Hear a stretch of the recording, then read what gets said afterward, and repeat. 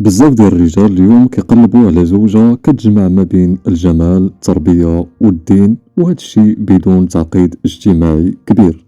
فعلى سبيل المثال في البوسنة أو في كوسوفو وأجزاء من ألبانيا كتلقى نساء مسلمات محافظات على الهوية ديالهم، وكذلك كتلقاهم بعقلية منفتحة ومتوازنة.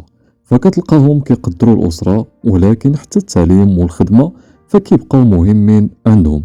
فهذا التوازن هو اللي كيخلق زواج مبني على الاحترام والشراكة.